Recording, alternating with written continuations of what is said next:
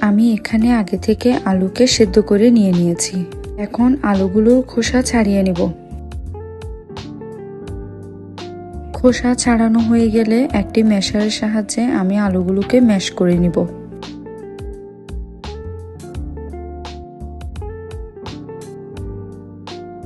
এখন আমি আলুগুলোতে পরিমাণ মতো পানি দিয়ে আলুগুলোকে ভালোভাবে মেখে নিব।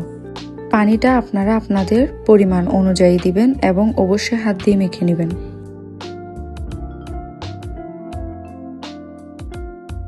এখানে আমি কয়েক পিস মুরগির মাংস নিয়ে নিয়েছি।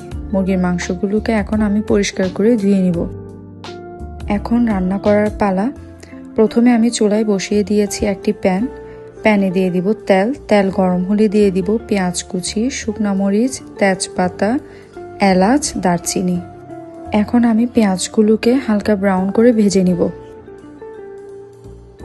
এরপর আমি অ্যাড করব বাকি মশলাগুলো, যেমন স্বাদ মতো লবণ, হলুদের গুঁড়া, লাল মরিচের গুঁড়া এবং জিরা ও ধনিয়ার গুঁড়া।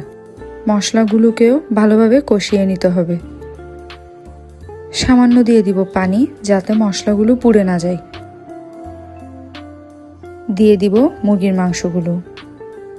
মুরগির মাংসগুলোকে নাড়াচাড়া করে মশলাগুলোর সাথে মুরগির মাংসগুলো ভালোভাবে মিশিয়ে নিতে হবে। ঢাকনা দিয়ে ঢেকে দিব মাংসগুলো সেদ্ধ হওয়ার জন্য। এখন দিয়ে দিব আদা রসুন। আমি আদা রসুনটা দিতে ভুলে গিয়েছিলাম, তাই আমি এখন অ্যাড করে দিলাম। মাঝে মাঝে ঢাকনা খুলে এভাবে নাড়াচাড়া করে দিতে হবে, যাতে করে নিচে লেগে না যায়।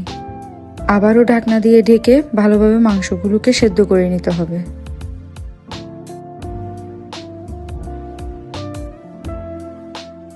ফিফটি 50% সেদ্ধ হয়ে আসলে আমি আলুর যে পেস্টটি তৈরি করে রেখেছিলাম এটা দিয়ে দিব। বাটিটা ধুয়ে আমি হালকা করে পানি দিয়ে দিব।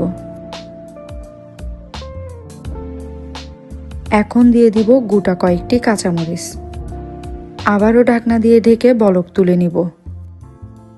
বলক উঠে গেলে দিয়ে দিব গরম মশলা।